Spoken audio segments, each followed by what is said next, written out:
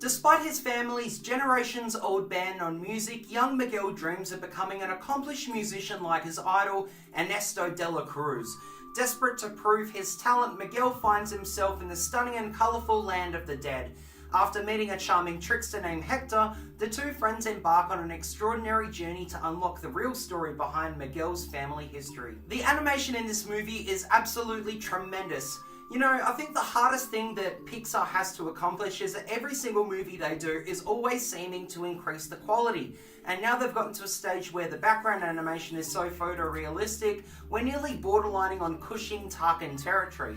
What Coco does so spectacularly is that it keeps the more photorealistic animations more of the background as opposed to the foreground, and what that does is it adds a lot of depth and colour and more importantly scope to the picture. When I first saw the trailers for Coco, which you can see my trailer reactions right here, I think a lot of people compare that to the Book of Life, but the difference between the two is that the Book of Life is pretty much focused on death, and Coco is really focused on family and celebrating the Mexican culture.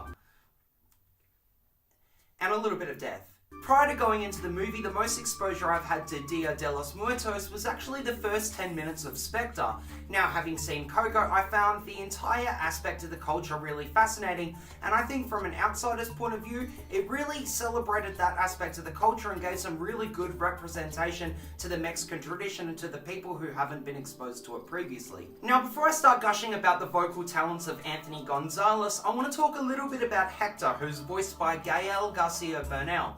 This Skull and Bones character could have easily just been the comedic relief, almost borderlining on caricature, but the writers balanced the comedic relief so well that he actually became not only a guide for Miguel in the Land of the Dead, but also somewhat of a guide for us as an audience into the beautiful and colourful world. Anthony Gonzalez worked spectacularly with the writers to create this character which, although it does make a few silly choices for the sake of moving the plot along, really becomes a character that you can root for. He's sweet, naive, but insanely endearing, and it led to some beautiful surprises throughout the film. I think everyone should keep an eye on Anthony Gonzalez because this kid, I think, will continue to work for many years to come. The music in this movie was my absolute favourite of the Pixar movies. I found myself singing the songs driving home from the movie, but I also bought the CD. But where I think the music really hits its stride is that it mixes the big bombastic anthems and balances that with a big touching score, creating this mix and diversity that you don't really find in many Pixar movies. Michael Giacchino really is becoming a master of his craft, shaping a lot of iconic themes. In the last 2 years alone, he's done the score for Zootopia, Star Trek Beyond, Doctor Strange, Rogue One, Spider-Man Homecoming, War for the Planet of the Apes, and now Coco. The editing here was fantastic because it was really fast-paced but still left a lot of room to breathe. Given the subject matter of what's involved and a few surprises that come along in the second act, I feel like they balanced the cuts really well. They lingered on a few shots that really needed it for you to feel the emotional impact, but then quickly cut from scene to scene where it wasn't necessarily needed.